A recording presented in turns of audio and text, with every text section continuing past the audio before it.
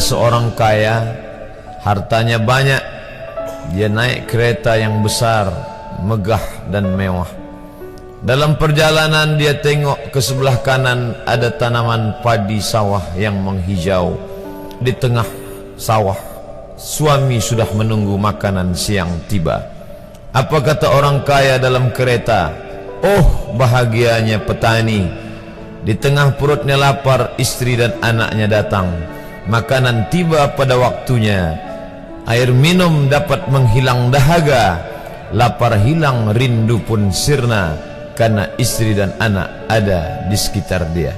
Bahagianya menjadi petani, kata orang kaya dalam kereta. Masa orang kaya berpikir bahwa dia tidak bahagia?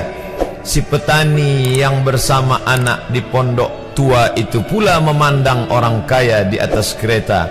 Apa kata dia? Betapa bahagianya orang kaya naik kereta, sedangkan aku hanya duduk di pondok yang tua. Maka pada hakikatnya manusia ini dua-duanya tak bahagia. Lalu sebenarnya bahagia itu di mana? Ada seorang anak yang sedang belajar di college university. Maka dia berkata, alangkah bahagianya kalau saya dapat BA.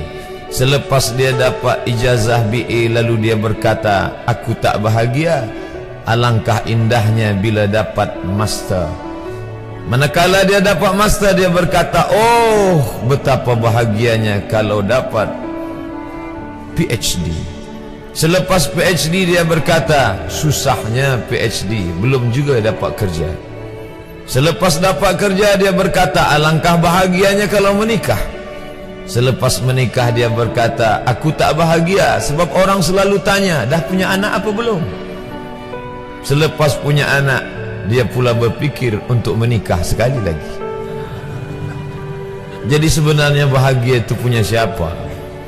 Oleh sebab itu bila kita baca kitab-kitab, maka makna sa'adah, kebahagiaan, orang yang bahagia sa'id, bahagia adalah insyirahus sadr, ketika hati terasa lapang apapun yang datang.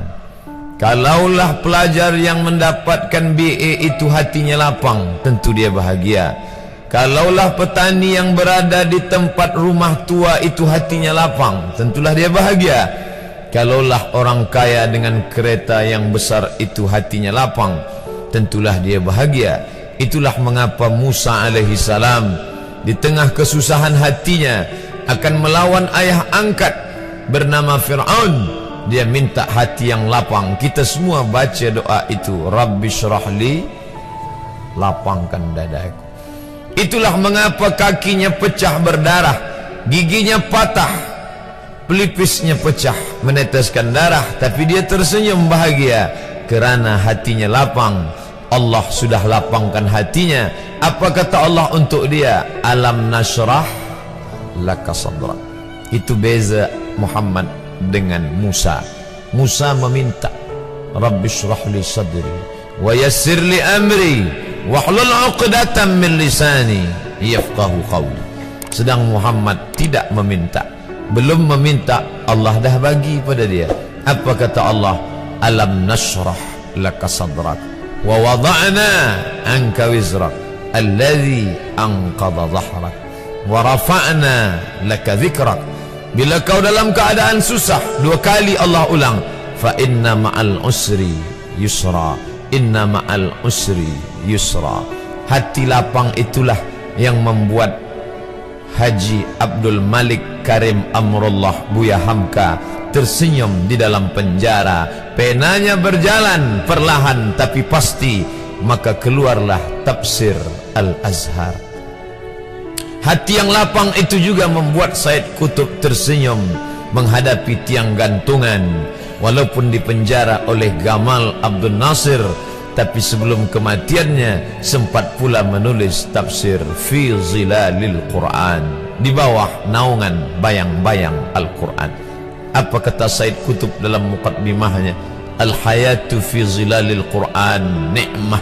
Hidup di bawah naungan bayang-bayang Al-Quran itu nikmat. La ya'rifuha illa man zaqaha. Tidak ada yang boleh mengetahuinya kecuali orang yang pernah merasakannya. Maka bahagia adalah ketika hati terasa lapang.